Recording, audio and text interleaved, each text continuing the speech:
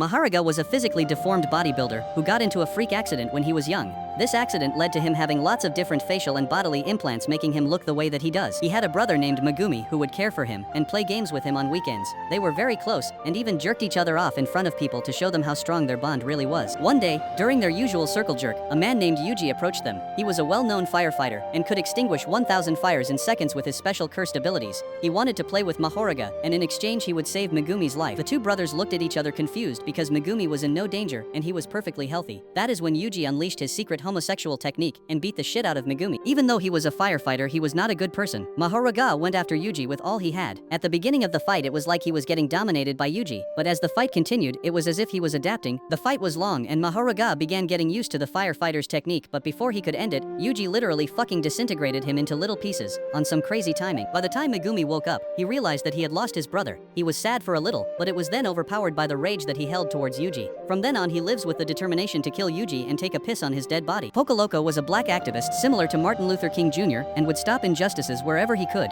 This was a never-ending battle against racism, but Poko didn't do this for money or fame. He did it purely for the betterment of society. His mission was going smoothly until he met the racist and cynical Johnny Changstar and Jiro Zeppeli. They were both known KKK members and have eliminated many people in the past. When he first saw them, his first instinct was to run away and write a really long Twitter thread about them, but today was a different day for Poko. He sped up to their horses and confronted them. Instead of entertaining the conversation, Johnny simply told him, "Fuck off, I don't deal with your kind, I'll kill you." Poko heard this and knew it was time for him to move on. He began moving away, but Johnny's partner Jiro locked onto him. Instead of letting him go, he used his horse mind control powers to make his horse trip and fall, causing him to crash. Thankfully, Poko was able to steer his horse in the right direction. It's almost like he has a stand that makes him super lucky and pretty much acts a personal yes man, but that must have been a dream or something. After such a horrible experience, he decided to give up his activist life and pass it down to his friend Diego Brando. Diego loved equality and resonated strongly with Pokolo's resolve, especially since he was half black. In the end, Poko decided to take a break and lay under the sun on some grass and just enjoy the coming day. Baki Hanma was a weak and frail 16-year-old boy who was known as the weakest man alive. Every fighter in the world would fly to Japan to fight this boy as a stat patter for their record since it was such an easy win. He would constantly embarrass himself like pissing his pants during fights, crying and even pound tortas in the middle of fights. These traits aren't only for Baki, but spread to the whole Hanma family. Their father Yujiro Hanma is the biggest loser of them all. Being the original weakest creature alive, he would constantly lose and often get knocked out in one punch. One day the weakest father-son duo decided to fight in order to determine who was truly the most pathetic creature in the world. But since they were pussies, they simply sat down and had imaginary soup or whatever. These two grown-ass men just sat down on the group and made some fuck-ass imaginary soup. That shit didn't even taste like anything like what the fuck is actually going on. Anyways, after that they went their separate ways and decided to share the role of weakest creature to exist. Yujiro then went on to become an accountant and later found out from a doctor that he had severe autism, which is why he randomly hit poses in his room. And Baki simply became a bum who sleeps all day and has intercourse with his girl. It wasn't an interesting life, but it was his, and that was perfect for him. So he went to bed that night knowing he is the weakest and most pathetic creature to ever exist. Yuki was a competitive motorcycle racer for a car brand named BBL Baddies, where she would race in tight jeans and show off her buns. She had two students, Yuji and Geto, and they both were aspiring racers and were planning on getting BBLs after joining the team. Her mentorship wasn't big,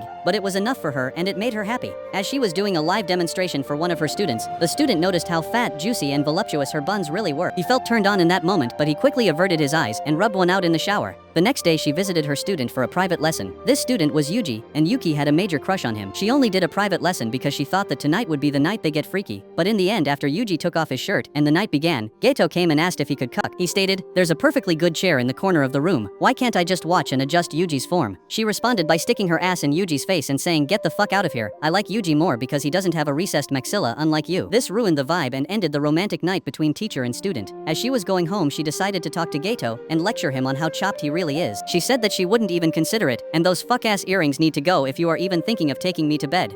After hearing this, she left, and Geto had no choice but to jerk off to photos of her in the shower while Yuji was cracking her shit. Toto was an extremely autistic and highly perverted 40-year-old man who would walk up to young men and ask them what their type in women was. He would constantly think about women and spend hundreds if not thousands on OnlyFans subscriptions. Even his closest friend Yuji thinks he's a gooner and doesn't even want to be associated with him. Since Toto's life was so bad, he created an anime girl to be friends with for some reason. This girl was completely imaginary and no one except him could see her, but that was enough for him. He was happy and that's all that mattered. This was until Mahito, a local cosmetic surgeon who had major facial deformities due to an intense car accident that happened in the early 2010s, tried to talk some sense into him. He would tell him to make real friends and fix his relationship with Yuji, but instead of helping, Mahito simply made him more angry. Together, him and his imaginary anime girlfriend beat the brakes off of Mahito. All he wanted to do was help, but he was nothing compared to Toto's power. Yuji saw what Toto had done, and for the first time in meeting him, actually respected him for it. Yuji was evil at heart, so he proceeded to join in on the beating. Together they fucking beat an innocent cosmetic surgeon halfway to death. Afterwards they dapped each other up and left. Toto finally abandoned the fake anime girl and began bonding with Yuji.